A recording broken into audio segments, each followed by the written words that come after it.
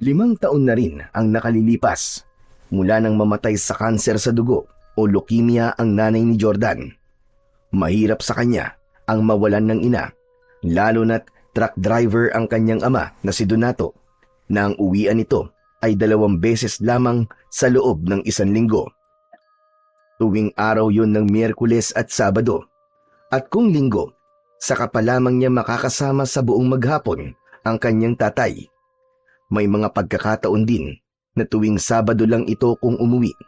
Kaya naman, sa murang edad ni Jordan na 11 taong gulang, ay natuto na siyang alagaan at asikasuhin ang kanyang sarili. Yun din kasi ang ipinamulat sa kanya ng kanyang namayapang ina. Naturuan niya si Jordan ng mga gawaing bahay, gaya ng pagluluto, paglilinis at paglalaba. Inihanda nito ang anak para sa kanyang pagkawala. Kaya naman, kahit nag-iisa lang si Jordan sa buhay, mula nang mamatay ang ina at ang ama ay abala sa trabaho, kinakaya ng bata na mabuhay. Kaya nga, hinahangaan din siya ng ibang kakilala at kapitbahay. Hanggang isang umaga, galing sa tabing dagat si Jordan. Dumilihensya siya ng mauulam mula sa mga mangingisda na galing sa laot. Tumutulong kasi siya para alisin ang mga nahuling isdang tapulok na nahuli sa lambat. Siyempre, may kabahagi siya dahil sa ginawa niyang pagtulong na maaari niyang iprito o ihawin para meron siyang ulam. Papauwi na siya galing sa tabing dagat nang makasalubong niya ang kaibigang si Tikboy. Uy! Buti nakita kita, Pards! Bakit, Tikboy? May kailangan ka ba sa akin? Wala naman. Kasi nga, dumating na ang tatay mo eh. Tapos tinatanong ka niya sa akin. Ganun ba, Pards? Ito, pauwi na nga rin ako eh. Ito nga, nakadilehin siya ako ng isdang tapulok na maaaring sabawan para may ulam kami ni tatay. Ayos yan, Pards. Pero tsak, magugulat kapag uwi mo. Ha? Bakit naman? May dalang sorpresa sa'yo ang tatay mo, Pards. Talaga? Anong sorpresa niya? Nakita mo ba? Oo, kitang-kita ko. Ano nga? Sinasabik mo naman ako eh. Malalaman mo rin pag uwi mo, kaya bilisan mo na para makita mo yung dala niyang sorpresa. Iniwan na ni Tikboy si Jordan. Napapaisip at napapangiti ang bata kung ano nga ba ang sorpresa na dala ng tatay niya. Napailing na lamang siya dahil binitin pa siya ng kaibigan. Hindi nito sinabi sa kanya kung ano ba ang dala ng kanyang ama, samantalang nakita naman niya yon. Ano kaya yung sorpresa sa akin ni tatay? Sana yung laro ang gusto ko o kaya naman bagong sapatos at damit. Yes, ayos na ayos yun. Magkakaroon na ako ng bagong gamit. Dahil sa nadaramang kasabikan, ay patakbo na binagtas ni Jordan ang daan papauwi ng bahay nila. Kasabikan at kasiyahan ang kanyang nararamdaman ng mga sandaling yon. Kaya nang makarating ito sa bahay, ay nagmamadaling pumasok. Gaya ng nabanggit ng kanyang kaibigan na si Tikboy, ay totoong masusurpresa siya. Ganun nga ang nangyari, dahil talagang nagulat siya nang pagpasok niya ng kanilang bahay, ay unang bumungad sa kanya ang sorpresang dala ng ama. Isa yung magandang babae, na hapit ang suot na damit. Nakatingin sa kanya nang pumasok siya ng pinto ng bahay. Hindi agad nakapagsalita si Jordan. Nakangangalan siya na may halong pagtataka. Agad namang nagsalita si Mang Donato na tatay ni Jordan upang magpaliwanag. O anak, nandito ka na pala. Saan ka na naman ba nagpunta at wala ka nang dumating kami? Sa tabing dagat po, tay. Tumulong po ako sa mga mangingisda eh, para makabahagi po ako ng uulamin. Ah, ganun ba? Siya nga pala anak, may kasama ako, si Persida. Hello, Jordan. Totoo nga pala ang sinabi ng tatay mo. Nagwapo ka. Hindi naman po masyado.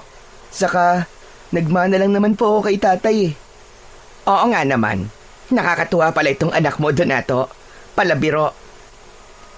Saan pa ba magmamana ng kagapuhan ng anak ko, kundi sa akin?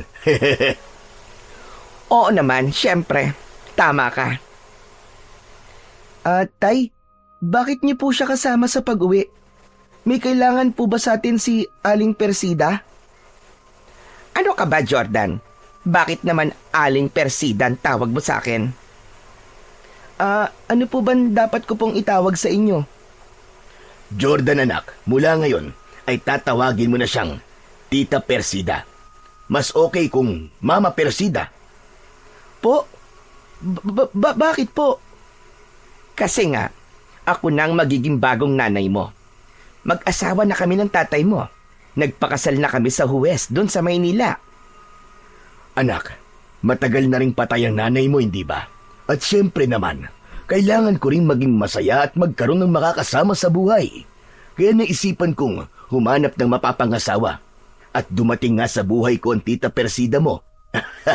Nagkain laban kami, kaya heto na nga. Magkasama na kami bilang mag-asawa. Ibig niyo pong sabihin kinalimutan niyo na po talaga si nanay? Hindi naman sa ganun, anak. Isa pa, wala na ang nanay mo. Tapos na ang anumang namagitan sa amin ni Andrea. Kailangan ko na magkaroon ng bagong buhay.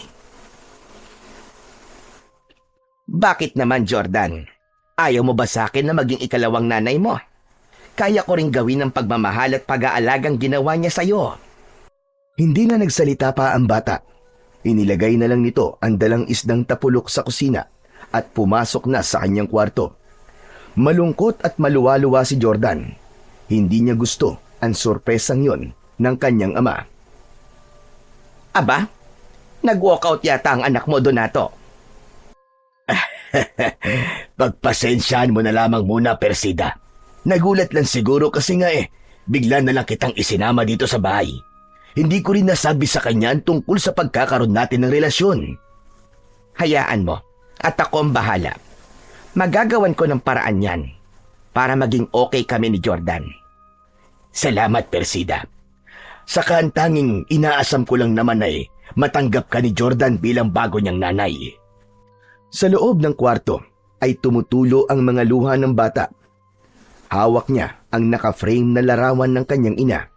Habang umiiyak ay hinahaplos yun ni Jordan. Hanggang sa makatulog ito na taglay ang hinanakit sa kanyang ama. Si Persida, na bagong asawa ni Donato, ay tagaroon din sa kanilang bayan. Ilang barangay lang ang layo nito mula sa Barrio Domingo na kanilang tirahan. Ibig lang sabihin ay matagal na rin itong kakilala ng kanyang ama. Nagkita sila sa Maynila at nagkaroon ng relasyon. Kinabukasan, araw ng linggo, ay maagang gumising si Persida.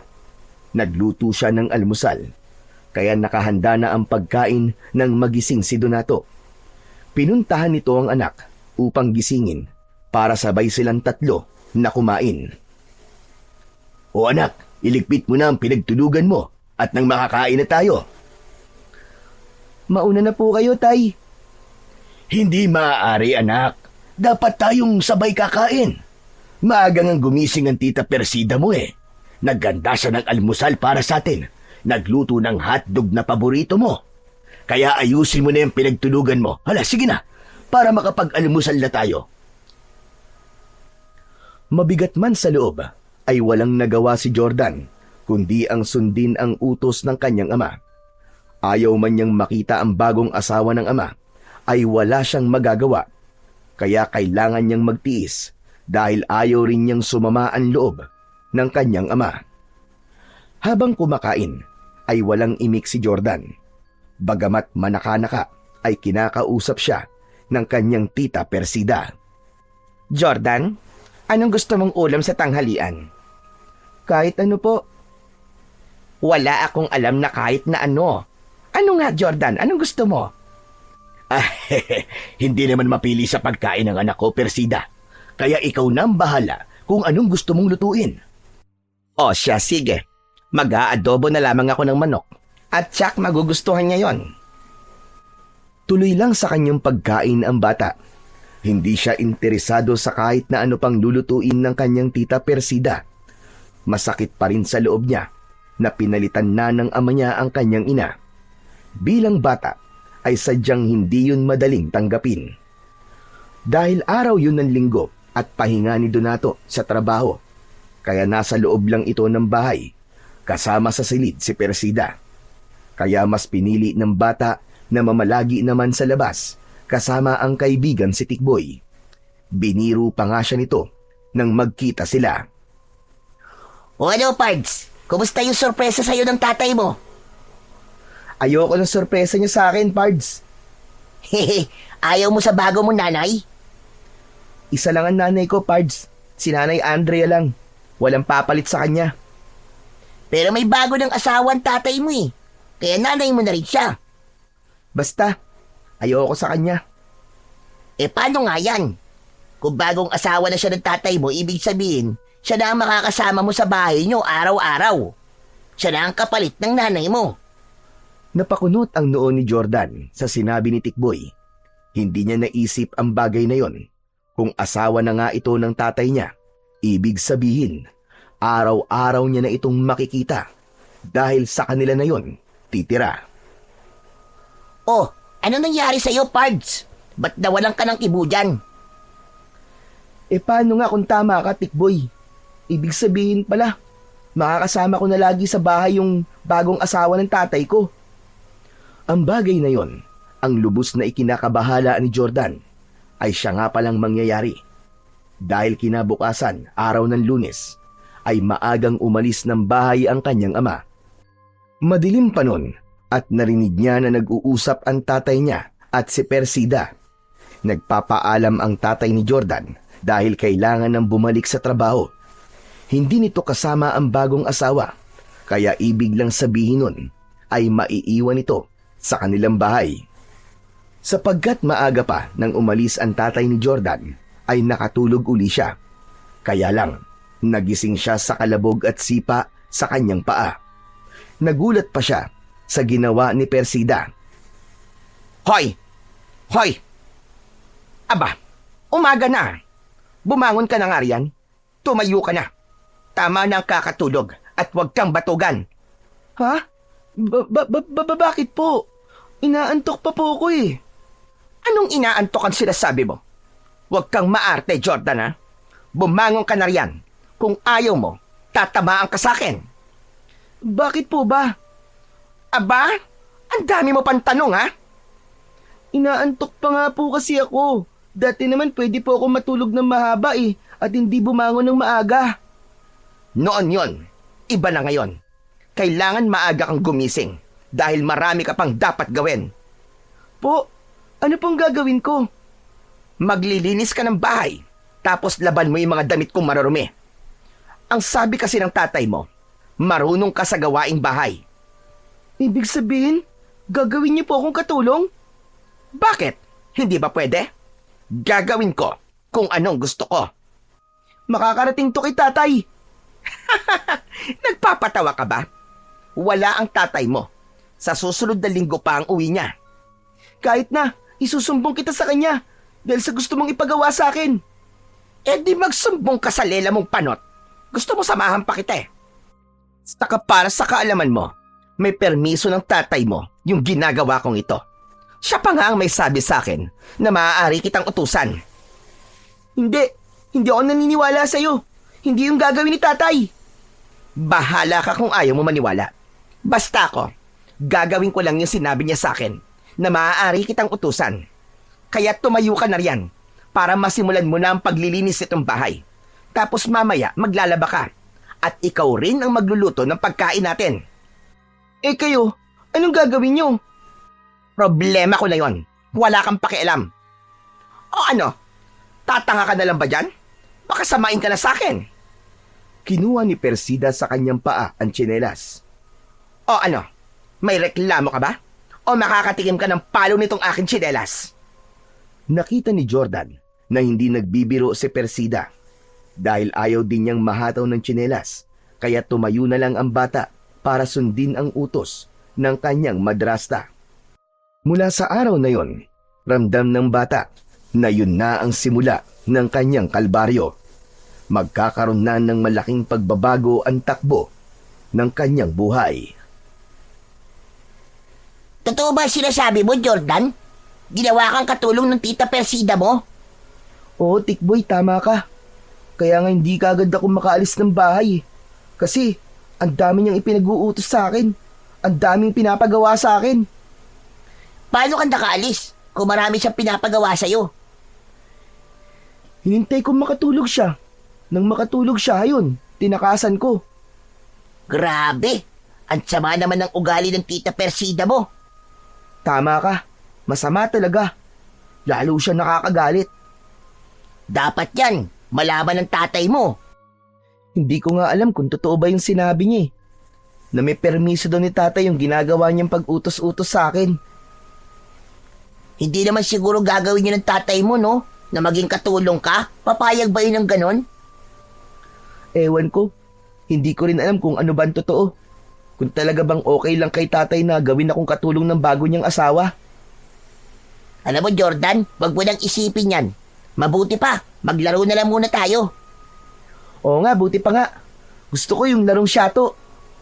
O sige, gusto ko rin yun. Miss ko nang sumigaw ng, Shato! Ayos, sige. Hahanap lang ako ng patpat at kapirasong kahoy na gagamitin natin sa paglalaro. Nalibang ang dalawang bata sa paglalaro ng shato. Hindi na nila namalayan ng oras. Malapit ng dumilim. Saka pa lang nila nalaman na matagal na silang naglalaro. Naku, lagot!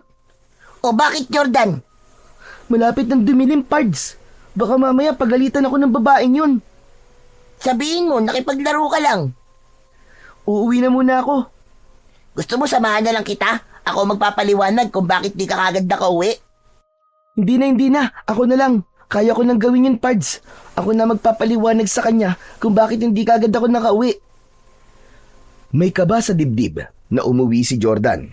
Medyo malayo pa siya ay nakita na niya na nakaabang sa may pinto ng bahay si Persida.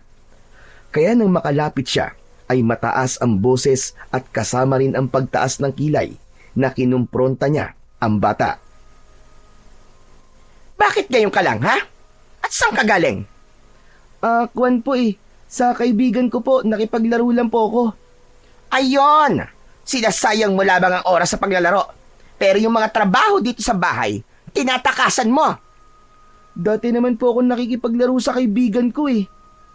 Ilang ulit ko bang sasabihin sa'yo na iba noon at lalong iba ngayon? Dahil kung dati ikaw lang ang nasusunod sa gusto mo dahil walang nakikialam sa'yo, iba na ngayon dahil may pakialam na ako sa mga gagawin mo. At hindi pwede sa akin ang katamaran mong yan. Buong akala ni Jordan ay hanggang sermon lang ang kanyang mapapala mula sa kanyang tita Persida. Kaya lamang, hindi ganun ang nangyari. Dahil biglang piningot ng babae ang kanyang tenga, kaya napasigaw siya sa sakit. Aray! Aray ko po! Ang tenga ko po masakit! Talagang masasaktan ka sa akin dahil hindi mo ako sinusunod. Pero naglaro lang naman po ako. Ang sabi ko sa'yo, huwag kang aalis ng bahay, di ba?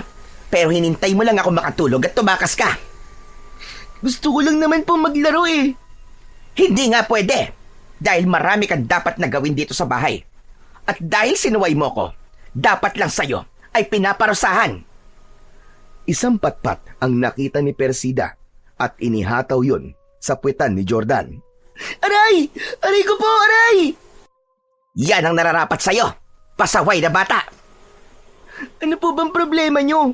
Bakit niyo po ito ginagawa sa akin? Ano bang kasalanan ko sa inyo? At nananakit po kayo. Kabago-bago niyo lang po dito sa bahay namin. Ganyan na kayo. Wala kang pakialam. Kahit ano pa ang gawin ko sa'yo, gagawin ko. Naiintindihan mo ako? Malaking katanungan yun sa isipan ni Jordan. Oo nga't bagong asawa siya ng kanyang tatay, pero wala siyang karapatang manakit. Lalo na kung wala siyang ginagawang kasalanan. Hindi rin makatwiran para sa bata na dahil nakikipaglaro siya at di natapos ang gawaing bahay ay parurusahan na kagad at sasaktan siya. Hindi ganun magdisiplina ang kanyang namatay na ina. Kahit ang kanyang ama ay hindi rin ganun na basta na lamang siyang sasaktan. Kahit sa mga simpleng pagkukulang o pagkakamali lang. Kaya hindi ganap na maunawaan ni Jordan ang tunay na dahilan ng pananakit sa kanya ni Persida. Samantala, ang ginawang pananakit ni Persida kay Jordan ay nakita pala ng kaibigan ng bata na si Tikboy. Sinundan pala siya nito hanggang makauwi dahil nga nakita niyang nakaramdam ng takot at pagkabahala si Jordan nang inabot sila ng hapon sa paglalaro. Lumapit si Tikboy kay Persida at nagpakita ng katapangan. Hoy, ikaw! Bakit mo sinasaktan ang kaibigan ko, ha? At sino ka naman bubwit ka? Nagtatapang-tapangan ka pa, ha? Anong ginawa mo kay Jordan? Wala ka ng pakialam, batang uhugin. Ang sama-sama ng ugali mo. Bigla ka na lamang nananakit. Lagot ka. Isusumbong kita kay Mandonato dahil sa ginawa mo sa kaibigan ko. Hindi ako natatakot. Kahit pa sa general o kaya sa presidente ng Pilipinas ka pa magsumbong. Tikboy, umuwi ka na lang, sige na. Huwag ka na lang makialam dito. Eh, sinaktan ka ng babae niyan na mukhang aswang. Sinong mukhang aswang, ha? Sino pa? Eh di ikaw. Mukha kang bruhang aswang. Aba, pasmado ang bibig ng batang ito, ha? Baka pati ikaw ay idamay ko sa galit ko. Sige, subukan mo. At tatama sa ulo mo tong batong hawak ko na kanina ko pa gustong ipukol sa'yo. Dahil nakita kong sinasaktan mo ang kaibigan ko. Tikboy, sige na. Umuwi ka na lang, Tikboy. Kaya ko nito, ako nang bahala. Talaga lang, ha? Kaya mo, ha? Pero oras na makita ko uli na sinaktan ka ng babaeng mukhang aswang na yan, hindi ko siya tatantanan. Hindi ako natatakot sa kanya.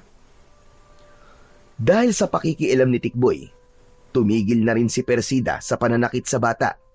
Ayaw din niyang malaman ng ibang taga ron ang ginagawa niya kay Jordan. Pero para sa sarili niya, ay hindi siya titigil na saktan ng bata. Kung ano man ang dahilan, ay siya na lamang ang nakakaalam nun. Bagay na hindi pa kayang ipaalam ni Persida. Lumipas pa ang ilang mga araw. Umuwi ng bahay si Donato. May mga pasalubong ito kay Persida, mga groceries at ilang damit. Siyempre, hindi mawawala ang pasalubong niya para kay Jordan. Agad pumulupot na parang sawa at naglambing pa si Persida kay Donato. Ay, Donato, nandiyan ka na pala. Namiss kita na sobra. Ako rin naman, miss na miss kita, Persida. Talaga lang, ha? Kaya mamaya, humanda ka sa akin. Sarap-sarap, ang bango-bango mo talaga. Ano ka ba? Nakikiliti naman ako sa'yo. Hindi ka makapaghintay eh. Siya nga pala, kumusta naman ang pakikitungo sa'yo ng anak ko? Okay lang. Gaya ng bilin mo sa akin, ako ang bahala sa kanya na dapat ay asikasuhin ko siya at pagsilbihan. Yun naman ang ginawa ko. Ang swerte ko naman talaga sa misis ko, ba?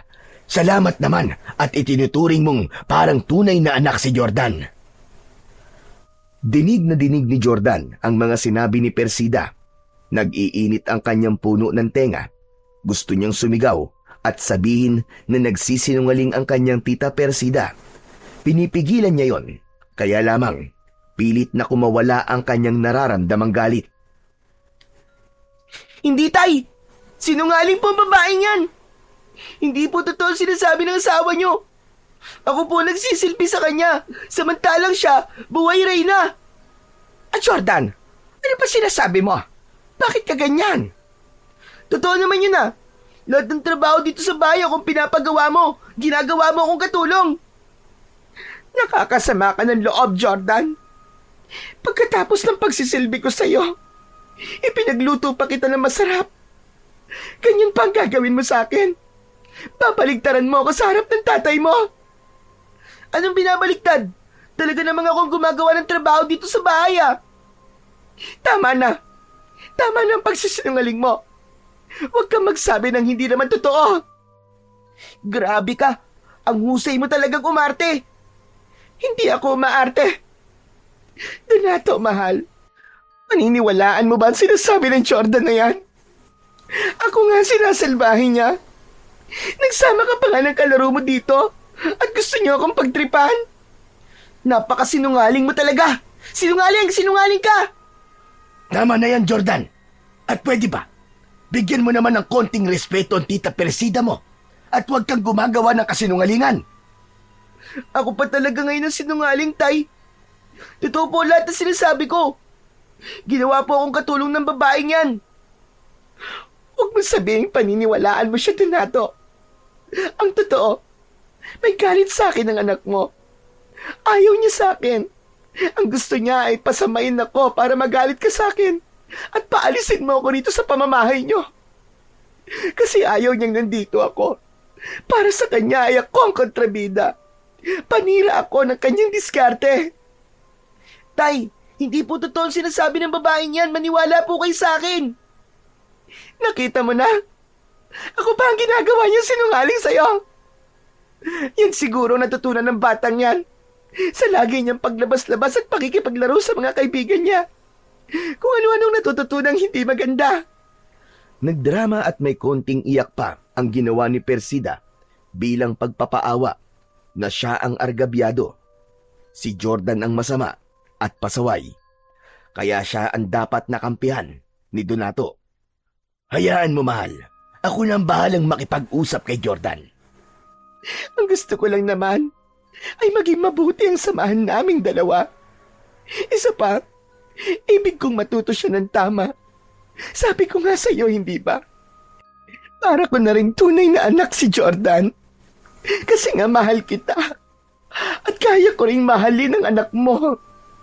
Tiimbagang at tila nagngangalit ang mga ngipin ng bata sa mga kasinungalingang naririnig niya mula sa bibig ng bagong asawa ng kanyang ama. Kaya lang, ayaw niya nang gumawa pa ng eksena, kaya nagtingpi na lamang siya. Lihim namang napapangiti si Persida dahil ramdam niyang siya ang pinaniniwalaan ni Donato. Nang kausapin nga ni Donato ang anak, ay napatunayan ng bata na mas pinaniniwalaan ito ang bagong asawa. Jordan, ayoko ng ginawa mo, ha? Tay, wala po akong masamang ginawa. Yung mga sinabi sa akin ng tita Persida mo, gusto mong paalisin siya rito. Kaya kung ano-anong sinasabi mo masama tungkol sa kanya. Imposible. Talagang mas naniniwala kayo sa kanya, Tay. Kilala ko ang tita Persida mo. Tay, anak niyo po ako. Hindi niyo po ba ako kilala? Kung sino po sa amin ang higit na nagsasabi ng totoo? Tama na, Jordan, tama na. Basta ang gusto ko, wag nang lumala ang problema. Sundin mo na lamang ang gusto ng tita Persida mo dahil alam niya ang mas tama. Saka sabi ko nga pangalawang nanay mo na siya at dapat igalang mo siya at sinusunod mo. Tumahimik na lamang si Jordan dahil kahit ano pang paliwanag ang gawin niya ay imposibleng paniwalaan pa siya. Kumbinsido na ang tatay niya na tama at totoo ang mga kadramahan ni Persida. Kaya naman, ikinalungkot ni Jordan ang bagay na yon dahil nga wala nang tiwala sa kanya ang kanyang ama. Marahil sadyang plano yon ni Persida na gagawin ang lahat, magkasira lamang sila ng kanyang ama. Nang sumunod na araw, ay kailangan bumalik muli ni Donato sa pagmamaneho ng truck, kaya ilang araw ulit itong mawawala. Ibig sabihin, sila ng kanyang tita Persida ang muling magkakasama. Alam na niya ang ugali ng kanyang madrasta at hindi niya na ito pagtitiwalaan. Ramdam ni Jordan na may ibang plano ang babaeng ito at pakiwari niya, hindi nito totoong mahal ang ama, kundi may ibang dahilan kung bakit siya nakisama. O paano ba yan? Wala na uli ang tatay mo. Kaya siguro naman, alam mo na ang dapat mong gawin. Ang sama nyo. Ang sama-sama nyo. Ha, ganun talaga. At wala kang pakialam. Saka narinig mo naman siguro yung mga sinabi ng tatay mo, di ba? Kung sino ang dapat mong sundin at paniwalaan. Sinabi lang yun ng tatay ko. Pero hindi ko yung gagawin. Dahil sinungaling ka. Sinungaling! Eh di sige. Kung gusto mong magmatigas, ikaw rin ang kawawa. Sino ba sa atin ang paniniwalaan ng tatay mo? Hindi ba't ako yon? Ano ba talaga ang kailangan mo sa tatay ko, ha? Sa akin na lang yon. Ko naman sasabihin sa'yo. Nako, ba't ko ba kailangan makipagtalo? Wala naman akong mahihita sa'yo, no? Kung ano man ang plano mo, hindi ako papayag na mangyari yon. Nagbabanta ka ba? Hindi. Kundi sinasabi ko lang sa'yo. Kasi wala akong katiwa-tiwala sa'yo. Hindi ko nga alam kung ano nagustuhan ng tatay ko sa'yo eh. Eh napakasama ng ugali mo. Ugaling basura. Sige, sabihin mo na kung anong gusto mong sabihin. Basta ako, wala akong pakialam sa'yo. Isa pa, wala kang magagawa sa ibig kong mangyari. Baka hindi mo kilala kung sino ang kaharap mo. Nagpipigil lang ako sa iyong bata ka. Pero ang totoo, gigil na ako sa iyo. Gustong gusto na kitang kainin ng buhay. Napaurong si Jordan sa matatalim na tingin ni Persida. Dumidilim din ang mukha nito. Napalunok ang bata. Ramdam niyang may kakaiba nga sa pagkatao ng kanyang madrasta. Kaya para sa kanya ay maling-mali na pinakasalan nito ng kanyang ama. Dahil sa hindi magandang ipinapakita ni Persida kay Jordan, ay umiiwas na lang ito sa kanya. Mabigat man sa loob, ay sinusunod ang mga utos nito.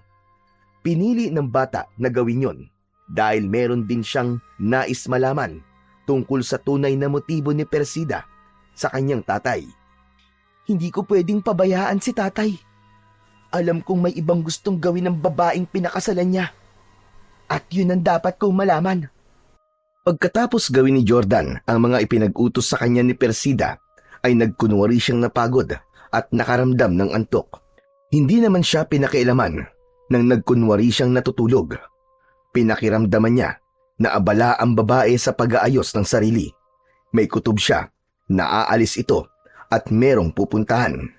Kaya mga ilang minuto pa ay naramdaman niyang lumabas na ito ng bahay.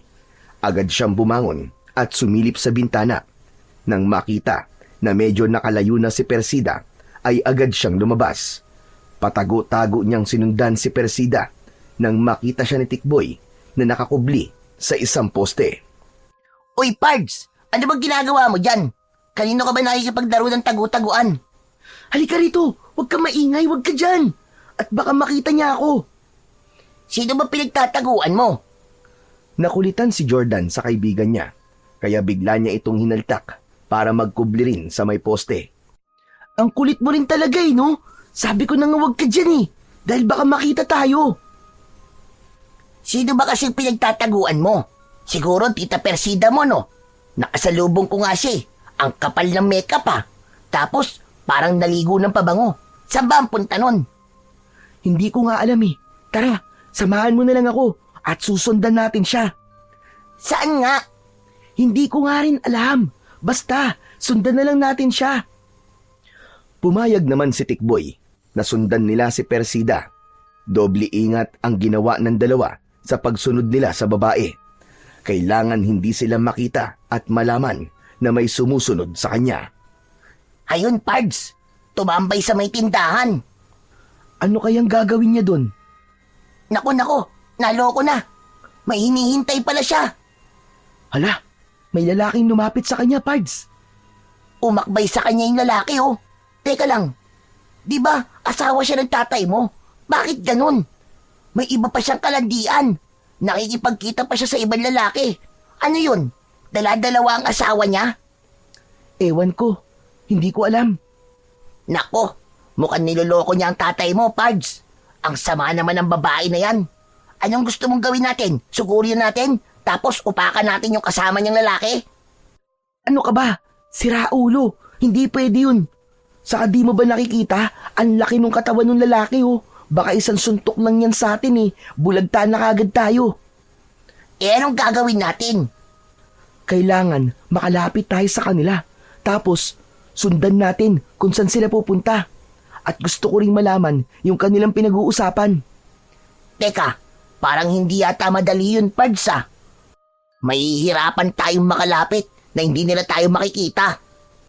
Kung sa bagay, tama ka, Tikboy. Pero sino nga kaya ang lalaking yun? Samantala, silipin natin ang pakikipagkita ni Persida sa lalaking nakita ni na Jordan at Tikboy. Huwag tayo rito, Alfonso. Doon tayo sa bandaron mag-usap. Hindi ako komportable dito na malapit sa tindahan. Sige ba? Ikaw ang bahala.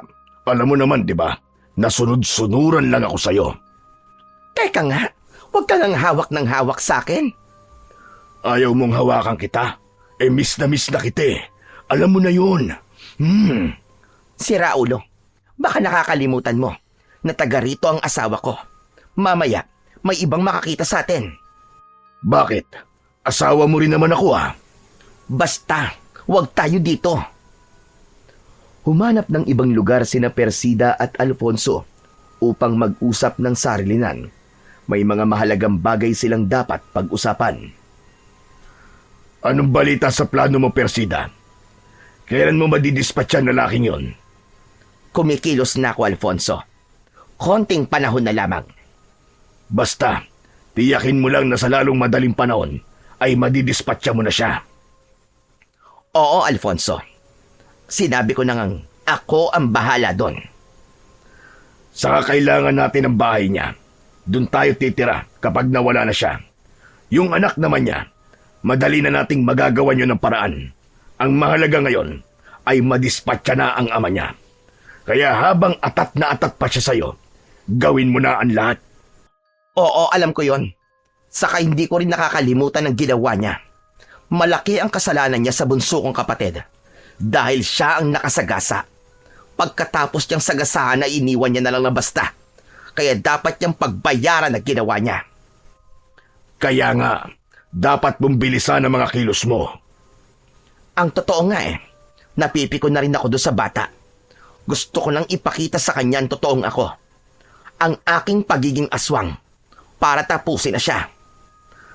Hindi pwede. Masisira ang mga plano natin kapag nadiskubre kagad ang tungkol sa tunay nating pagkatao. Tsak, kakalat agad yon at magugulo ang mga taga rito sa Barrio Domingo. Alam ko yon. At lalo tayong mahihirapang kumilos kapag maaga nilang nalaman ang katotohanan. Dapat maitago muna natin ang pagiging aswang. Mainam ang lugar na ito para sa pamayanang hanap natin. Kung saan magpaparami tayo at magiging baryo ng mga nilalang na may dugong aswang. Basta, Alfonso, isang bagay lang ang ipinapangako ko sa'yo. Hindi ako papalpak sa mga plano ko. Magtiwala ka lang sa'kin. Dapat lang, dahil malaki ang inaasahan sa atin ng ating Panginoon. Ang Panginoon ng kailaliman, ang mundo ng kadiliman. Dahil walang nagawa sina Jordan at Tikboy na marinig ang pag-uusap ni Persida at Alfonso, kaya nauna nang umuwi ng bahay ang bata. Masama ang tingin sa kanya ni Jordan nang pumasok ito ng bahay. Bakit ganyan ka kumakatingin sa akin, Jordan? Ano bang problema mo? Wala. Pero mukhang kayo may problema. Wala akong problema. Ang saya ko nga Manluloko ka talaga. Ano ba sinasabi mo, ha? Akala mo yata hindi ko alam ang ginagawa mo Gumagawa ka na naman ng kung anong kwento na sasabihin mo sa tatay mo.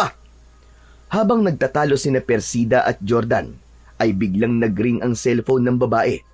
Sinagot niya yon. Nanlaki ang mga mata at nagulat si Persida sa natanggap niyang balita. Napatingin ito kay Jordan. Nakakunot naman ang noo ng bata na may pagtataka. Bago pa magtanong si Jordan, ay una nang nagsalita ang babae. Hindi na makakauwi pa ang tatay mo, Jordan. Bakit hindi na siya makakauwi? Wala na ang tatay mo. Ha? Ano pong wala na? Patay na si Donato. Na-aksidente ang minamaneho niyang truck. Bumanggayon at hindi nakaligtas ang tatay mo. Patay na siya. Hindi. Hindi po totoo yan. Hindi po totoo yan. Ano bang hindi totoo? Mismong boss niya ang tumawag sa akin. Tumakbo palabas ng bahay si Jordan. Umiiyak ang bata at hindi alam kung ano ang gagawin. Samantala, isang malaking ngiti ang sumilay sa labi ni Persida. Nangyari na nga ang kanyang pinakaaasam. Yun ay ang mawala si Donato. Katuparan yun ng kanyang plano. Mabisa ang gamot na ibinigay ko kay Donato. Siguro naging antukin siya dahil sa gamot at sinabi kong bitamina yon para lumakas siya at laging gising sa biyahe. Pero ang totoo, makakaramdam siya ng matinding pagkaantok. Marahil ay nakatulog siya habang nagmamaneho. Kaya ayon, na-aksidente. Tapos na ang una kong plano. Tiyak, matutuwa nito si Alfonso. Samantala, dahil sa labis na sakit na nararamdaman ni Jordan, ay nagpunta siya sa isang lugar na madalas nilang puntahan ni Tikboy kapag gusto nilang magkwentuhan at pag-usapan ang kanilang mga pangarap. Doon niya ibinuhos ang kanyang sama ng loob, ang kanyang kalungkutan sa pagkawala ng kanyang ama. Alam niyang hindi biro ang sinabi ng kanyang tita Persida. Gusto ni Jordan na sumigaw ng mga sandaling yon dahil sa sakit na kanyang nararamdaman. Walang tigil ang pag-agos ng luha ni Jordan, kaya hindi niya naramdaman ang paglapit ng kaibigan si Tikboy. Nagtaka ito dahil nun lang niya nakita na umiyak ng ganun katindi si Jordan. Sa pamamagitan ng paputol-putol na kwento habang umiiyak, ay nalaman ng bata ang dahilan ng kalungkutan ng kanyang matalik na kaibigan. Pambihira naman, Pards, oh. Nakakalungkot naman yan. Pards, nakikiramay ako. Wala na pala ang tatay mo. Namatay si Itay na hindi man lang niya nalaman ang totoo. Siguro, kung hindi nag-asawa uli ang tatay mo, hindi yun mangyayari sa kanya. Bakit mo naman nasabi yun, Tikboy?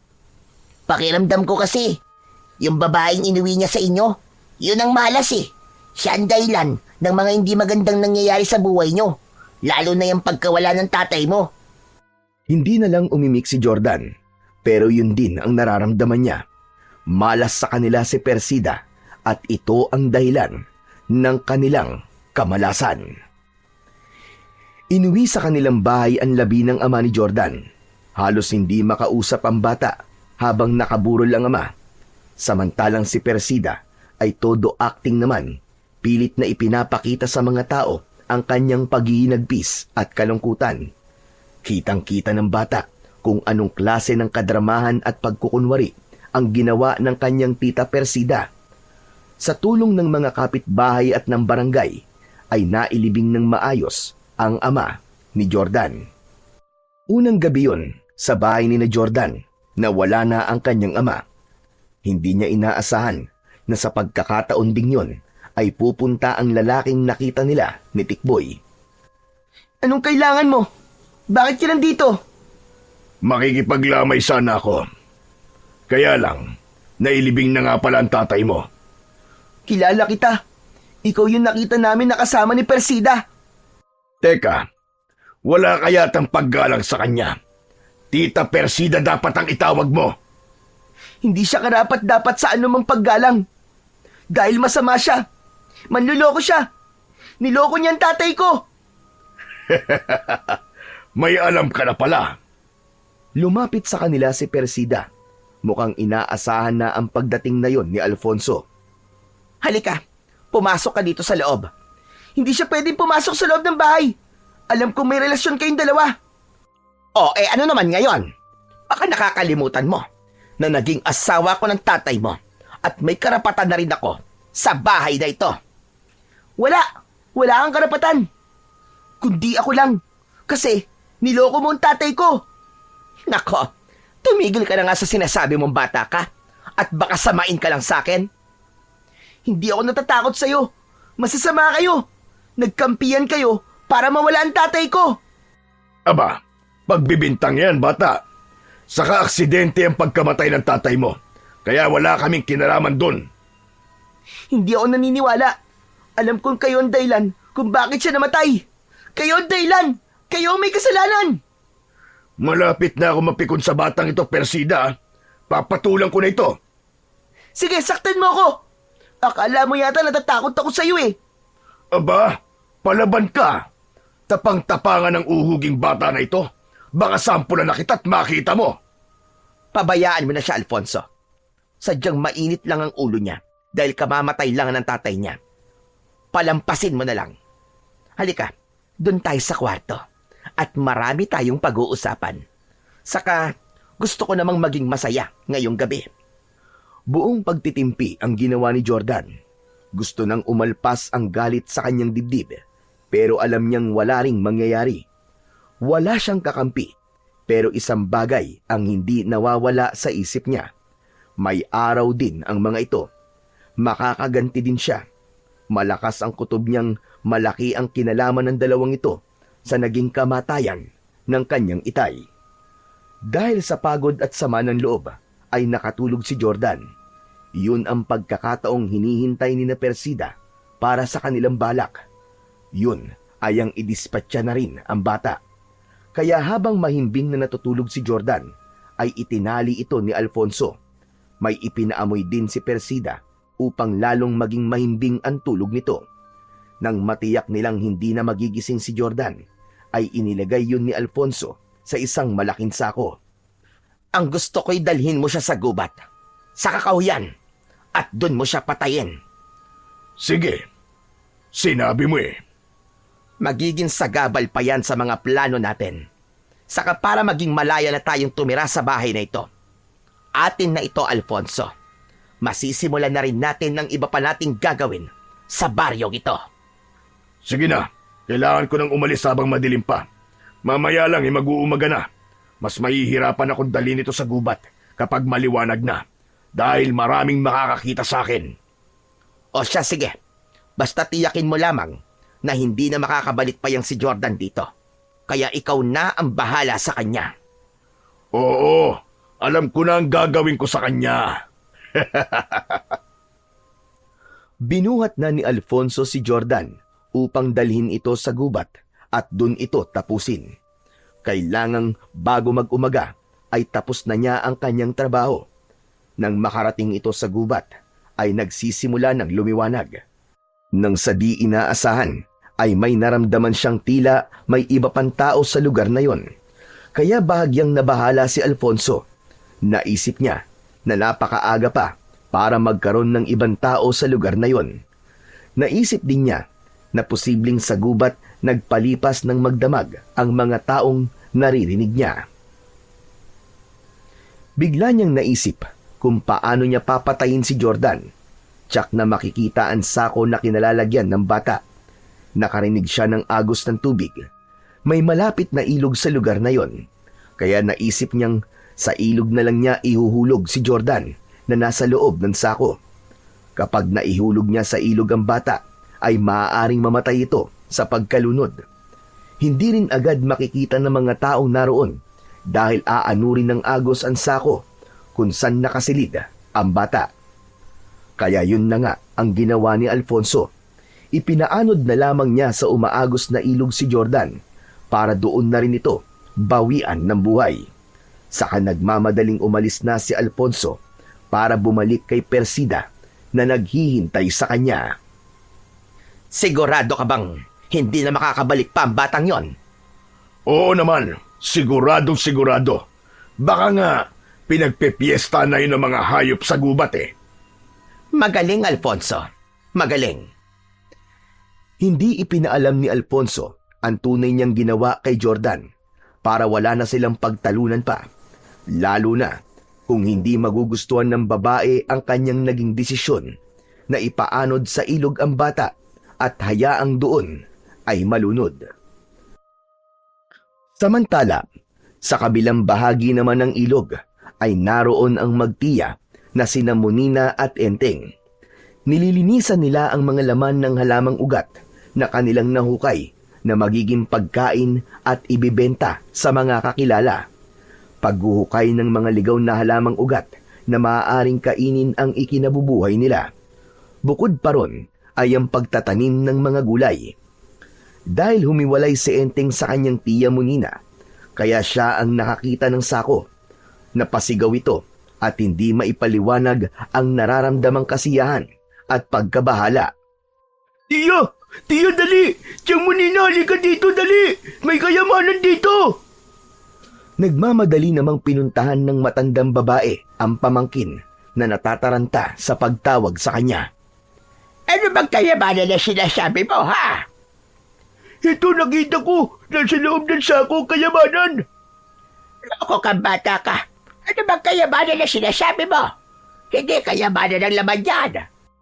Saka kung kayamanan yan, aanurin ba naman yan ang agos? Mabuti pa, buksan mo na, dalian mo! Pinalag ni Enteng na may pagkasinto-sinto ang tali ng sako. Ganun na lamang ang gulat nila nang makita na isang bata ang laman nun. Diyos ka pa, mamaging langit! Isang tao!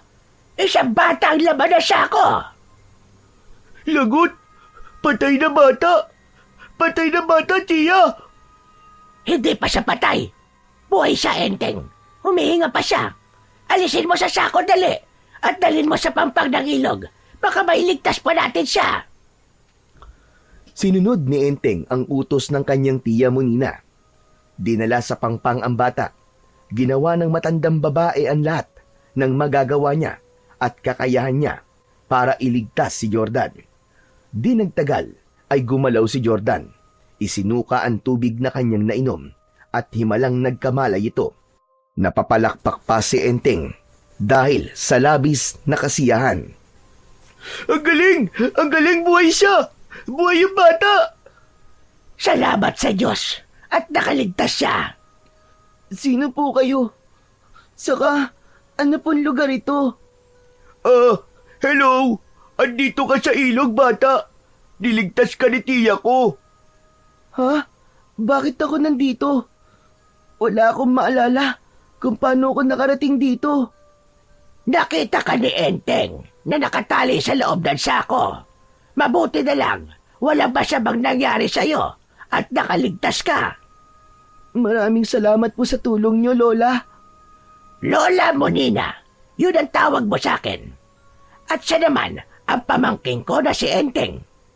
Wala ka bang maalala kung bakit ka nasa loob ng sako? Nakatingin lamang si Jordan kay Lola Monina. Pilit niyang inaalala ang mga pangyayari. Sa kanyang gunita ay bumalik ang alaala niya na nakatulog siya pagkatapos ng libing ng kanyang ama. Ang tungkol sa pagkakasilid niya sa sako ay posibleng kagagawan ni na Persida at Alfonso. O ano, bata? May naaalala ka na ba? Opo, Lola Monina. Naalala ko na po. Napakasama talaga nila. Sila ang may kagagawan kung bakit ako nandito sa gubat at kung bakit ako naanod sa ilog. Kagagawan nila yon. Gusto nila akong patayin. Awa ang naramdaman ni na Lola Monina at Enteng para kay Jordan. Lalo na nang makita nilang nagsimula ng umagos ang luha ng bata dahil sa matinding paghihirap ng kanyang kalooban. Galit ang namumuo sa dibdib niya para sa mga taong gustong mamatay siya. Hindi na muna nag-usisa pa si Lola Monina. Ramdam niya ang paghihirap ng kalooban ni Jordan, kaya minabuti nilang umuwi na muna. Nilikom na rin muna ni Enteng ang mga lamang ugat na kanilang hinugasan sa ilog para iuwi ang mga ito. Dahil mahina ang katawan ni Jordan, ay inalalayan naman siya ni Lola Monina habang naglalakad papauwi. Pagdating sa kanilang bahay, ay naghanda muna ng pagkain si Lola Monina dahil alam niyang gutom ang bata. Dahil may natira silang ulam na tapang usa, kaya kanin na lamang ang niluto ng matandang babae. Maraming nakain si Jordan dahil sa matinding gutom. Pagkatapos kumain at makapagpahinga, ay kusa ng ikinuwento ni Jordan kina Lola Monina at Enteng ang mga pangyayari. Nakaramdam din ng galit ang matanda para sa mga taong gumawa ng masama sa bata. Talagang sagana na ang kasamaan sa panahon ngayon. Kaya nga pinili namin ni Enteng at tumira na sa malayo sa mga tao. Dahil hindi mo na alam kung sino ang dapat pang pagkatiwalaan. Sama naman nila, Jordan. Dapat dito ka na lang sa amin eh. Kasama si Tia Monina. Kasi mabait kami. Oo, Enteng. Alam kong mababait kayo. Dahil nga tinulungan niyo ako. Ang mga taong sinasabi mo, dapat silang mawala, Jordan. Dahil kung mabubuhay pa sila, marami pa silang gagawing kasamaan. At may mga tao pa silang ipapahamak. Hindi ko lang po sila gustong balikan at gantihan. Kundi kailangan ko din pumabawi sa kanila ang bahay namin. Nainiwan po ng aking ama at ina. Para po sa akin yun. Dahil pinaghirapan po yun ng mga magulang ko. Kung sa bagay tama ka sa parte na yan, hindi dapat mapunta sa kanila ang bahay na galing pa sa mga magulang mo. Samantala, sa Barrio Domingo, sa bahay na iniwan ni Jordan kung saan nakatira sina Persida at Alfonso, Nagsasaya ang mga ito. Ipinagbubunyi nila ang kanilang tagumpay sa kanilang mga plano. Magiging malaya na tayo, Alfonso. Wala nang makikialam sa atin ngayon. Kaya atin na ang lugar na ito. Maaari na nating isama dito ang iba pa nating mga kauring aswang. At dito natin pagpaplanuhan ang iba pa nating gagawin sa baryong ito. Tama ka. Sabik na rin ng mga kalahi nating gawin ang kanilang mga gusto. Lalo na ang palaganapin ng ating pagiging aswang sa lugar na ito. Maya-maya pa, habang nag-uusap ang dalawa, ay nagbago na ang kanilang mga anyo.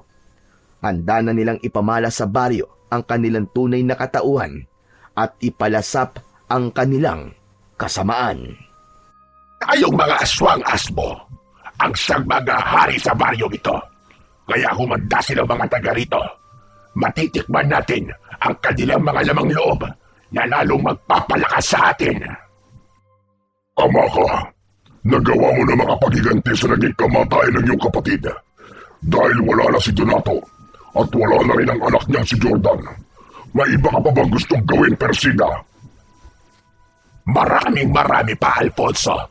Nais kong ako ang maging kauna-unahang babaeng aswang na magkakaroon ng kakaibang lakas. Mapapasunod ko ang ibang uri ng mga aswang. Pero siyempre, hindi ako kasama dun. Dahil alam kong espesyal ako sa'yo. Alfonso, marami na tayong pinagsamaan sa hirap at ginhawa. Sinuportahan mo ko sa mga plano ko. Kaya siyempre, iba ang pagtrato ko sa'yo. Yan. Yan ang gusto ko sa'yo, Persida. Hindi ka nakakalimot. Magkahawak kamay pa ang dalawang aswang na lumabas ng bahay na nasa anyo sila ng nakakatakot na halimaw na hawig sa asong ulol at kawangis din ng kambing. Tinaak nila ang kadiliman para sa kanilang paggasik ng lagim sa gabing yon. Guguluhin nila ang Baryo Domingo. Ipaparamdam nila sa mga taga roon ang kanilang lakas. Dahil isa ang baryo na yon sa kanilang plano upang sakupin at pagharian. Palalaganapin nila ang lahing aswang upang ipakita sa Panginoon ng kadiliman ang kanilang kakaibang lakas.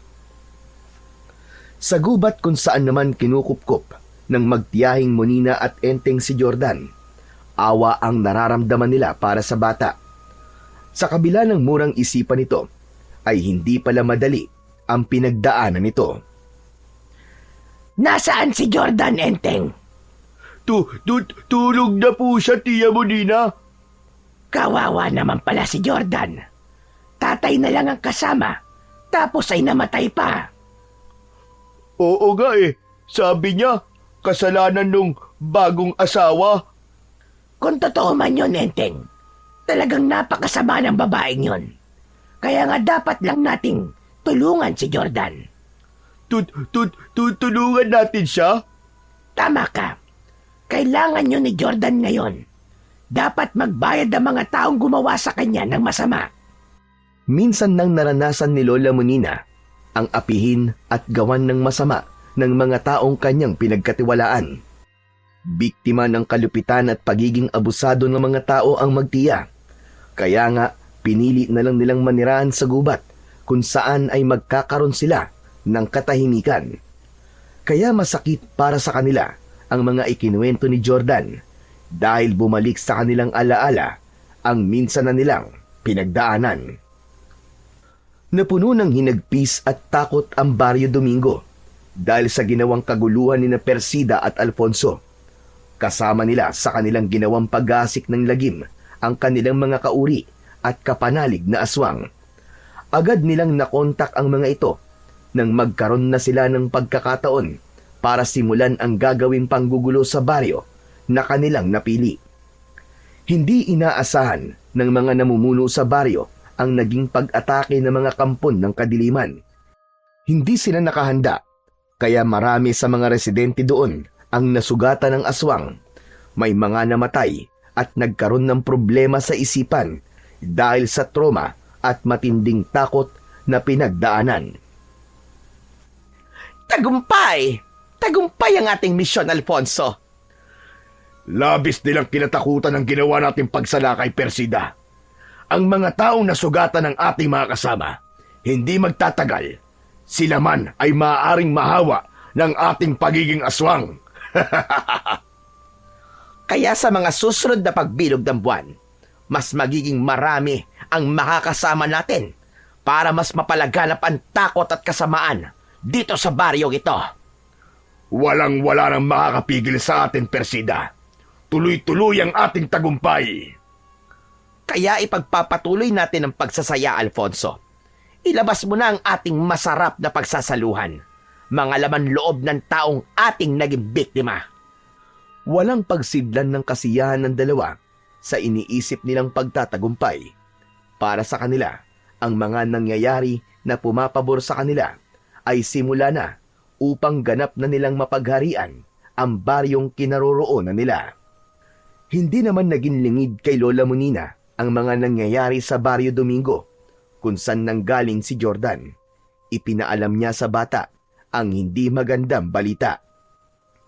Kung ganun po pala, Lola Monina, pinamumugaran na po ng mga kampo ng kadiliman ng aming baryo. Ganun na nga, Jordan. Nababalot na ng takot ang baryong pinanggalingan mo.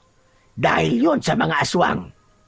Si Aling Persida at Mang Alfonso, alam kong sila ang may pakana ng lahat. Sila ang mga aswang. Hindi ba't sila rin ang nais mong balikan para paghigantihan? Opo, Lola Monina. Kailangan po sila mapigilan sa kanilang kasamaan, kundi kaawa-awa naman po ang baryo. Mamamatay po ang mga nakatira doon. At baka ganap na pong makuha ng mga masasamang nilalang ang baryong yon. Nakapangako na ako sa'yo, Jordan. Tutulungan kita. Paano po, Lola Monina? Haharapin mo ang mga nilalang na nagpapakalat ng kasamaan sa inyong baryo. Pero Lola Monina, hindi ko po kayang gawin yun eh. Isa lang po akong bata. Wala rin po akong taglay na lakas. Huwag kang mag-alala. Sa bagay na yan ay matutulungan kita, Jordan. Basta't magtiwala ka lamang sa akin. Nakatitig lamang si Jordan sa matandang babae. Pilit na binabasa niya ang reaksyon ng mukha nito. Seryoso ito sa mga sinasabi at nais niyang magtiwala sa pangako ni Lola Monina. Kinabukasan ay nakita ni Jordan ang mga bote na may lamang likido at may kasama pang iba't ibang uri ng dahon ang nakapatong sa ibabaw ng isang maliit na lamesa. Kasama ni Lola Monina ang pamangking si Enteng. Jordan! Jordan! Halika dito! Dali! Lapit ka! Lumapit ang bata sa kinaroroonan ng magtiya. Pinaupo ni Lola Monina si Jordan sa tabi ni Enteng. Gaya ng sinabi ko sa'yo, Jordan, handa kitang tulungan para tapusin ang ginagawang kaguluhan ng mga taong sinasabi mong mga aswang. Nakatingin lamang ang bata kay Lola Monina. Nais niyang pakinggan ang lahat ng sasabihin nito. Ang mga bote na may lamang halamang gamot, yan ang makakatulong sa'yo para magawa mong labanan ang mga kampon ng kadiliman. Hehehe, mahusay Lola Monina ko. Mabagsik siya mangkukulam. Totoo yun. Napaangat ang mukha ni Jordan sa sinabi ni Enteng. Hindi makapaniwala sa sinabi ng pamangkin ng matanda. Ano po? Mangkukulam po kayo, Lola Monina? Tama ka, pero hindi gaya ng iniisip mo mangkukulam, Jordan. Hindi ko ginagawa ang pangkukulam para parusahan ng isang taong walang kasalanan. Mga taong may maiitim na budhi, mga taong mapanlamang sa kapwa, at hindi nabubuhay ng patas ang taong pinatitikim ko ng aking galit. Dahil karapat dapat lamang silang parusahan at paghigantihan.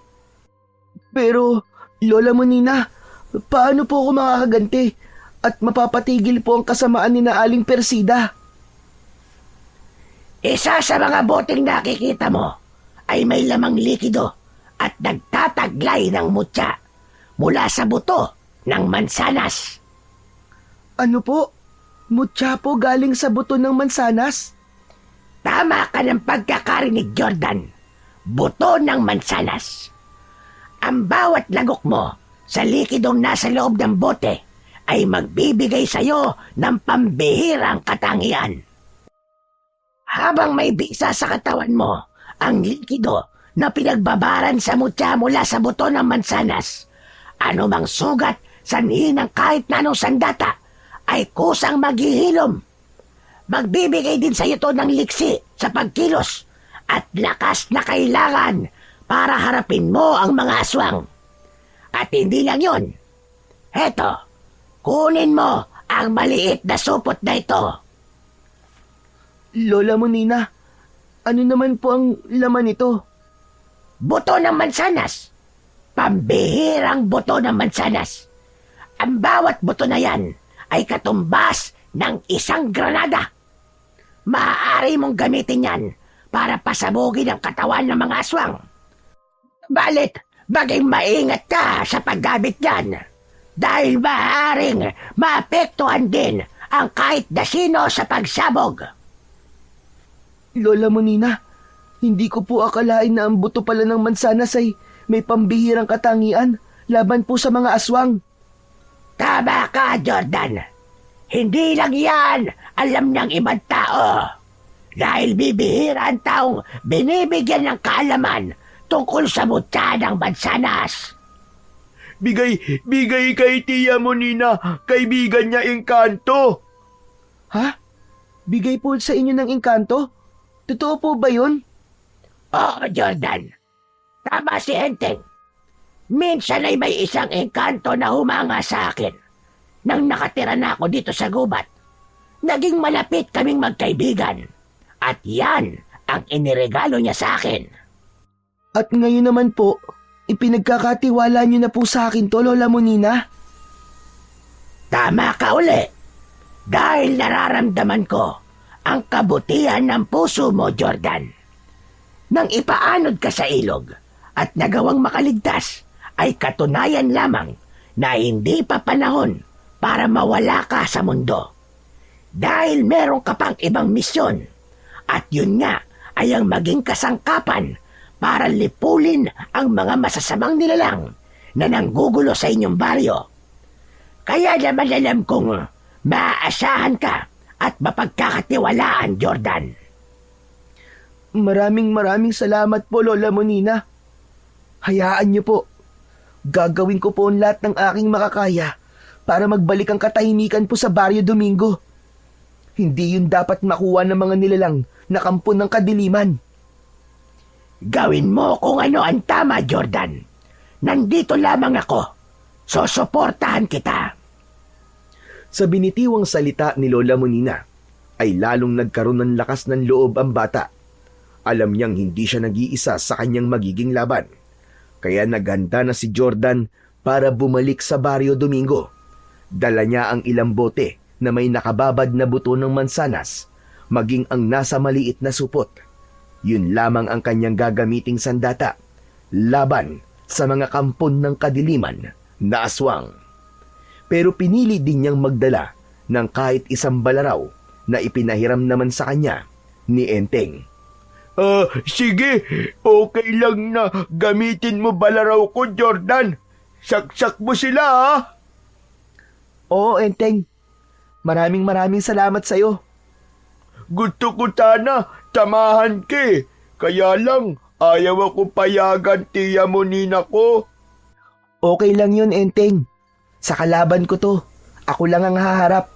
Ayoko may madamay pang iba. Kaya tama lang si Lola Monina na dito ka lang kasama niya. Bantayan mo siya, ha? Oo ba? Iingat ka, Jordan, ha? Hintayin namin balik ka dito, ha? Oo, Enteng, pangako. At sa pagbabalik ko dito, magandang balita ang dala ko. Sige. Basta galingan mo, Jordan, ha? Tapos ingat ka lagi. Isang ngiti ng pasasalamat ang iginanti ni Jordan sa sinabi ni Enteng. Binitbit na niya ang bag na yari sa buri na pinaglagyan ng bote na may nakababad na buto ng mansanas at ilang gamit ni Jordan. Walang katiyakan kung saan siya tutuloy sa pagbabalik niya sa Baryo Domingo dahil hindi naman siya maaaring magtungo sa kanilang bahay na inangkin na nina Persida at Alfonso. Nagsisimula ng kumagat ang dilim nang makarating si Jordan sa Barrio Domingo. Sa kanyang paglalakad ay naririnig niya ang usap-usapan ng mga tao na nagmamadali sa kani-kanilang pag-uwi dahil nag-aalala silang abutan ng gabi sa daan. Kinatatakutan nila ang pag-atake ng aswang na walang awa at walang habas na nambibiktima.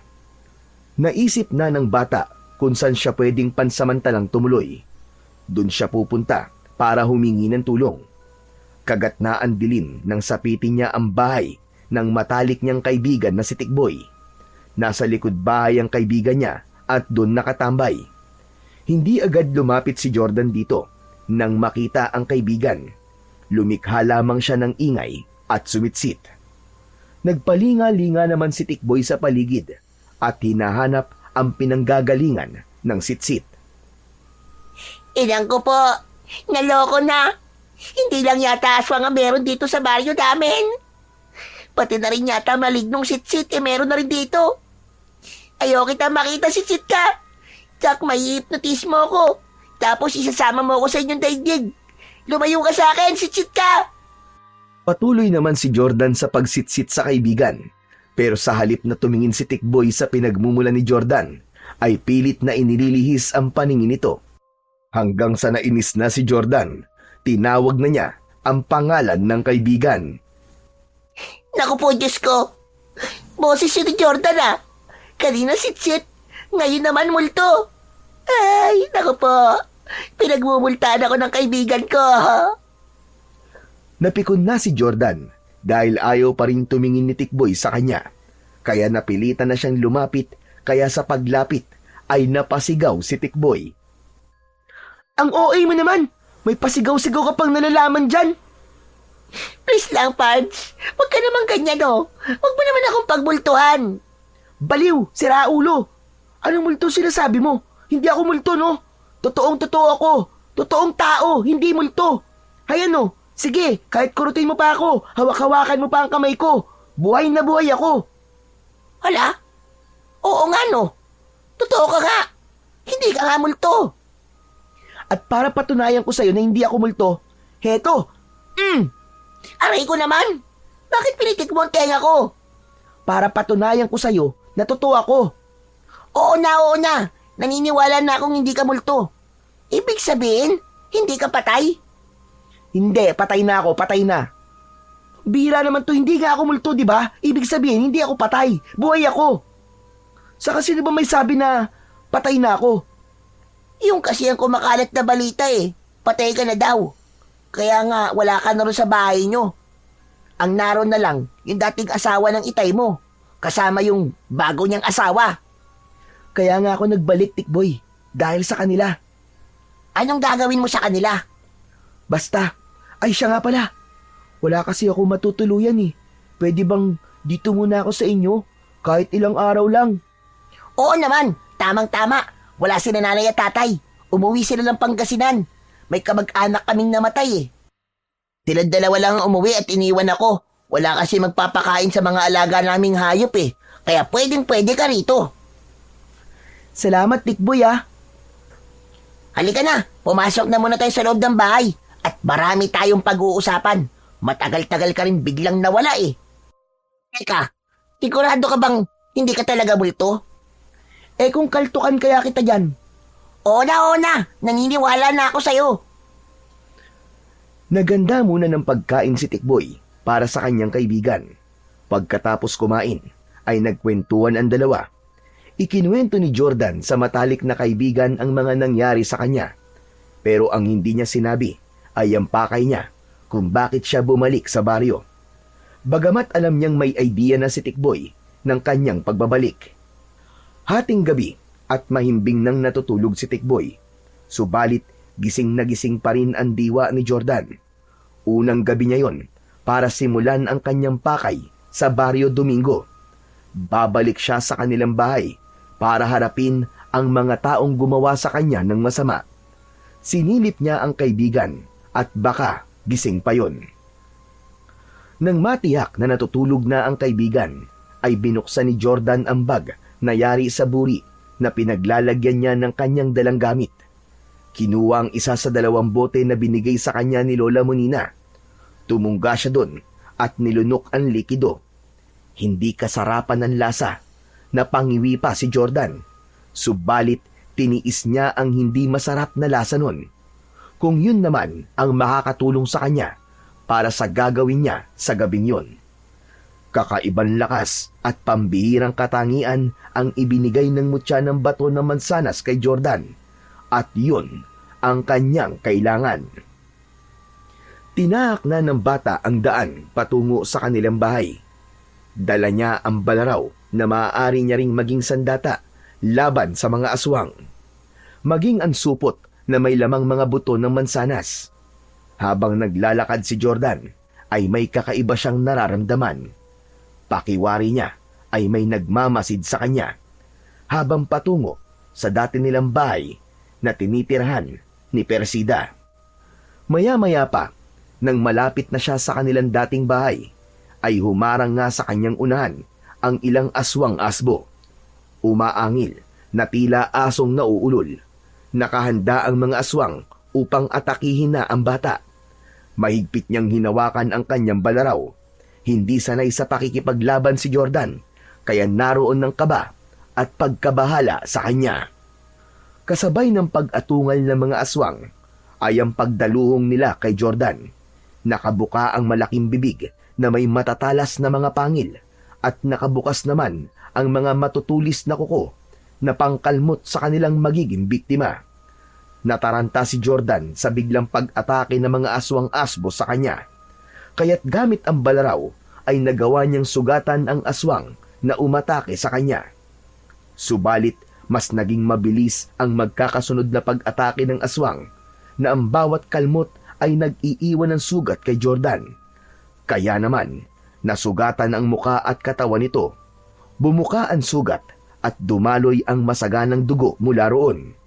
Lalong nakaramdam ng takot ang bata, subalit pilit niyang pinalakas ang kanyang loob.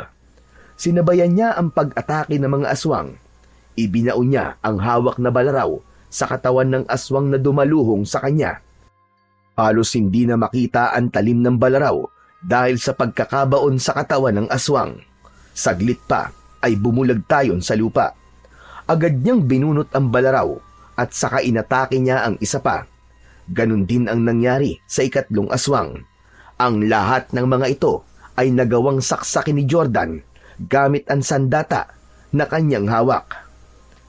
Subalit napatay man niya ang mga aswang, ay puno naman ng sugat ang katawan ng bata.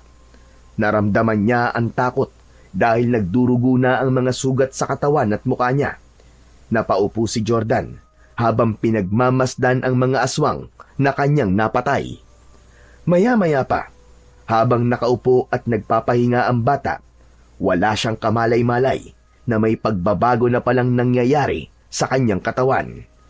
Unti-unting naghilom ang mga sugat na likha ng aswang na umatake sa kanya. Naramdaman na lamang ni Jordan na nawala na ang kirot sa kanyang muka at katawan, at nang tignan niya ang kanyang braso at haplusin ang muka, naramdaman niyang wala na ang mga sugat na tinamo niya.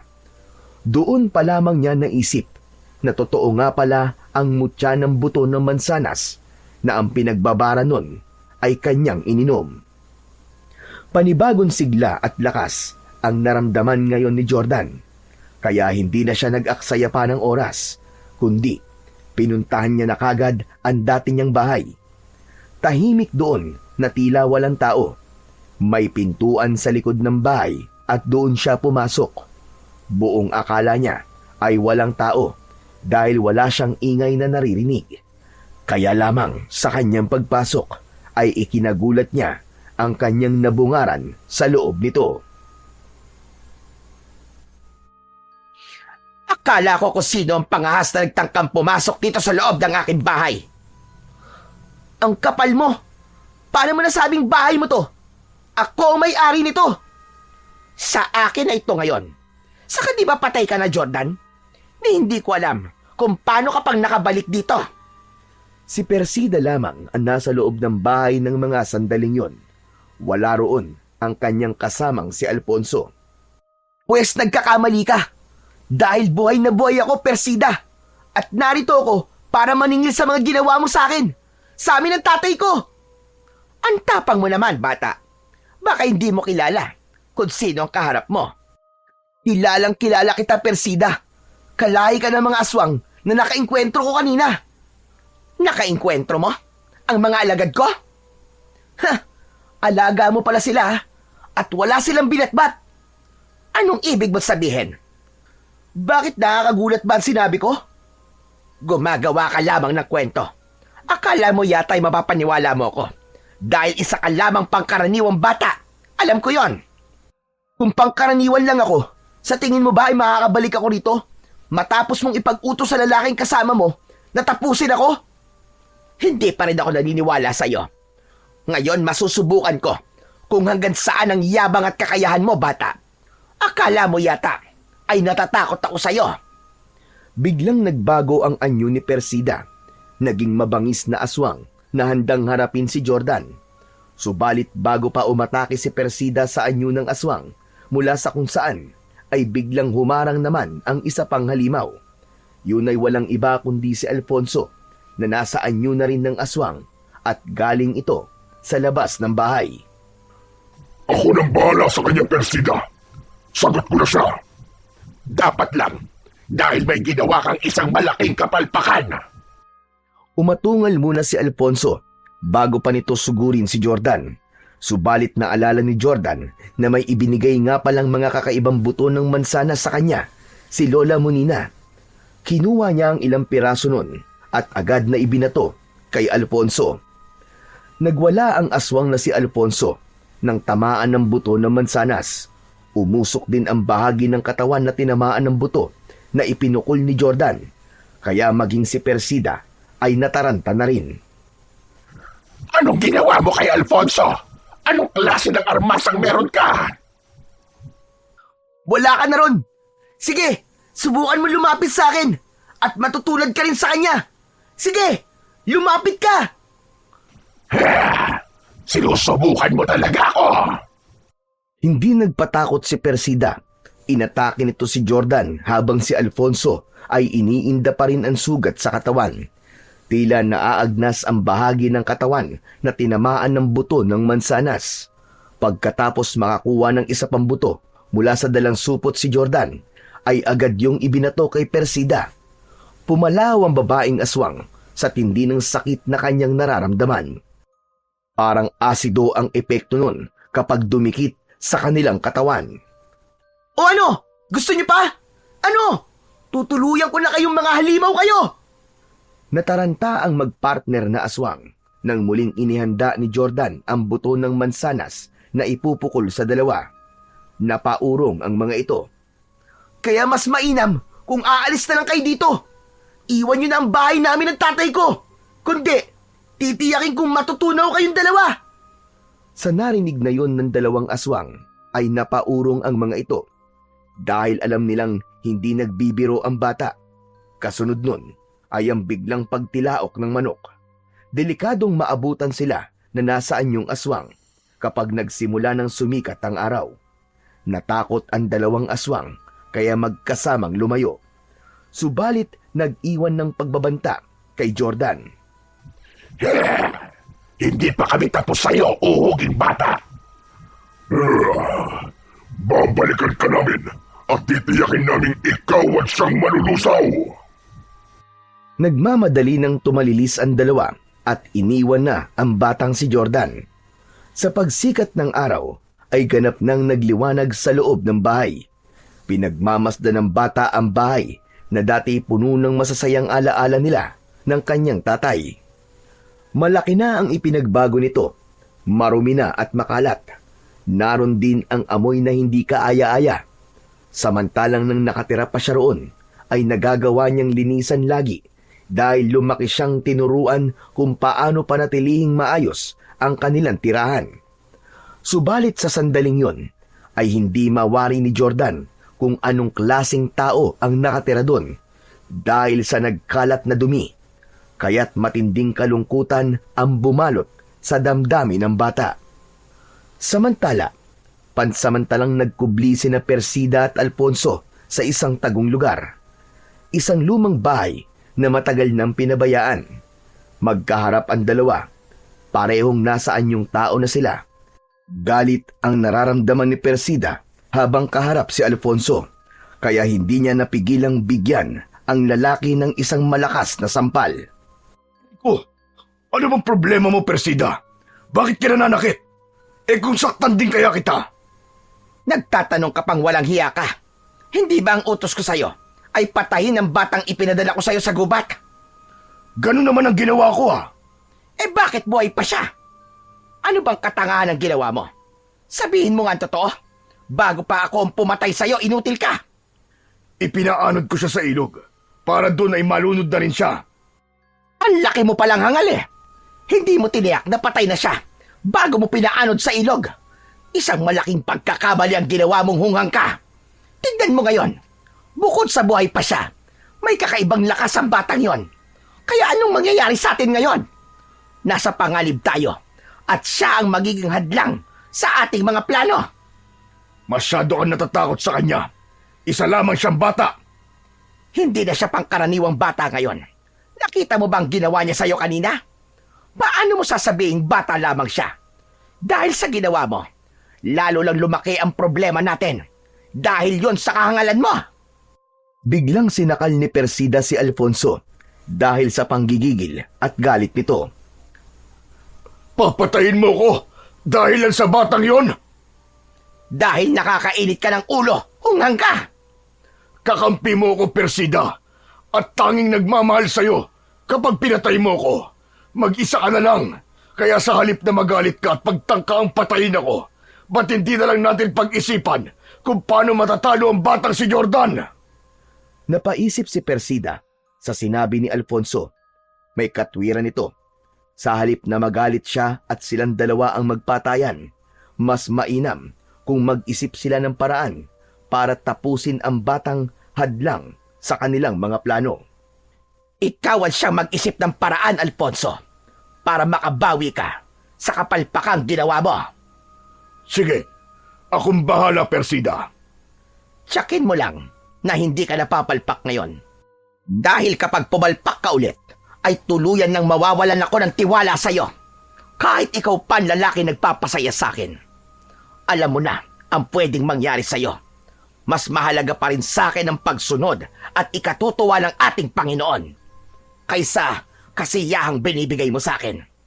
Nagkakaintindihan ba tayo, Alfonso? Hindi na umimik pa si Alfonso, pero nakatatak na sa isipan niya ang ibig sabihin ni Persida. Kaya dapat lamang na makaisip siya ng paraan at hindi niya dapat biguin ang babaeng kaharap niya. Samantala, sa ibang dako naman, nagising si Tikboy na wala sa kanilang bahay si Jordan.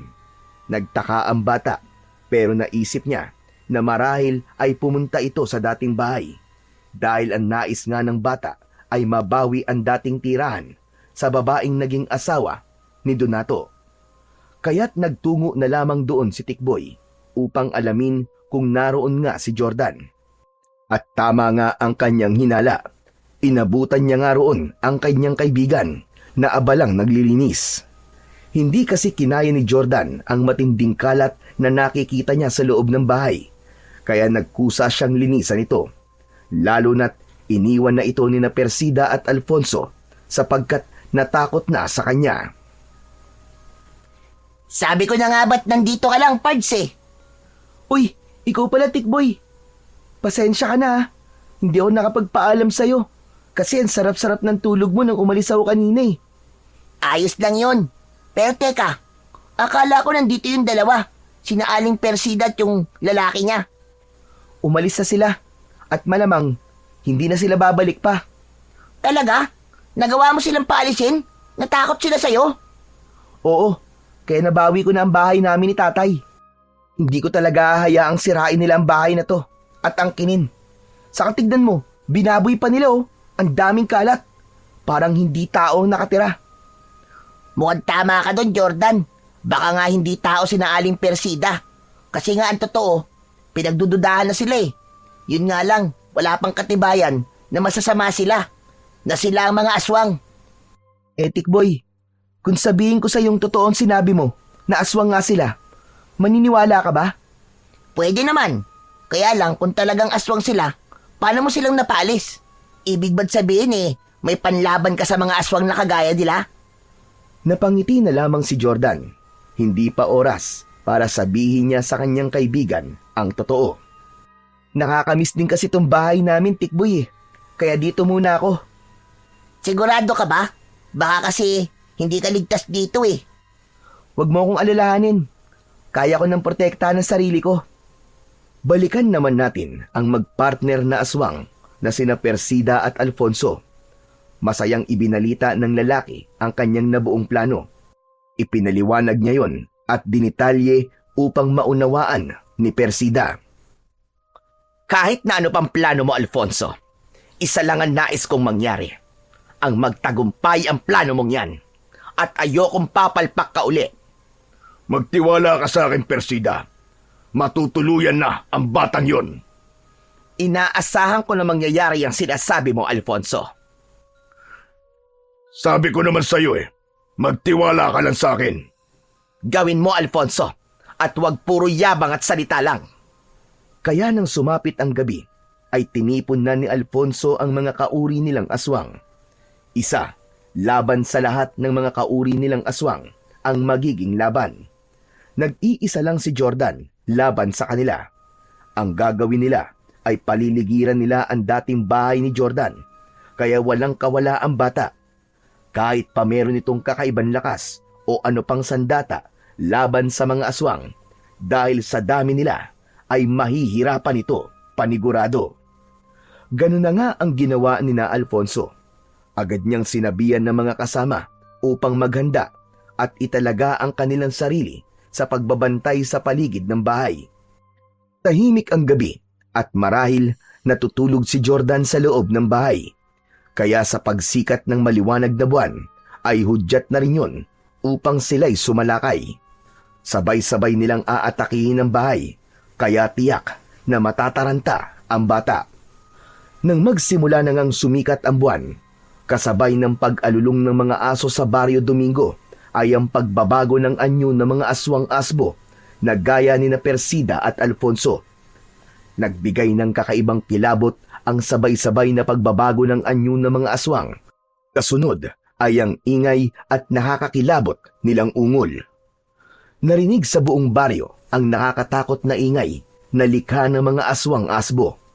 Sa hudyat ni Alfonso ay magkakasunod silang lumapit upang paikutan ang dating bahay ni na Jordan. Lumalakad silang papaikot habang papalapit ng papalapit sa mismong bahay. Bukod sa mga nakapaligid na aswang, ay may mga bantay sa iba pang lugar upang tiyakin na hindi makakatakas ang bata. Subalit habang papalapit ang mga aswang sa bahay, ay tila wala pa rin nangyayari sa loob nito. Madilim ang bahay at tahimik doon. Dahil sa pagtataka ni Alfonso, na tila walang Jordan na lumalabas o kahit sumilip man lang sa bintana, kaya napilitan si Alfonso na pasukin na yon. Ganun na lamang ang pagtataka niya dahil wala nga sa loob ng bahay si Jordan. Nagngingit-ngit sa galit ang aswang na si Alfonso dahil pakiwari niya'y maiisahan na naman siya ni Jordan. Habang nakapaligid ang aswang sa loob ng bahay, ay isang malakas na sigaw ang kanilang narinig. Hoy mga pangit! Ako ba ang hinahanap nyo? Mga kadiring aswang! Halos sabay-sabay na lumingon ang mga aswang sa lugar na pinagmulan ng boses ni Jordan. Hindi sa bahay na yon nagpalipas ng gabi ang bata, kundi umuwi ito kina Tikboy. Ayon sa pakiusap ng kaibigan, kaya maling-mali ang kutob at naging plano ni na Alfonso para atakihin nila ng sabay-sabay ang bata na wala naman pala sa bahay nito. Muli, nabigo si Alfonso. Yan ang hirap sa inyong mga aswang Hindi nyo ginagamit ang mga utak nyo. Mga hunghang! Sinusubukan mo talaga kung buwisit ka! Ikaw ang buwisit dahil sa ginawa mo sa akin. Napakasama mo. Katulad mo mga aswang na kasama mo.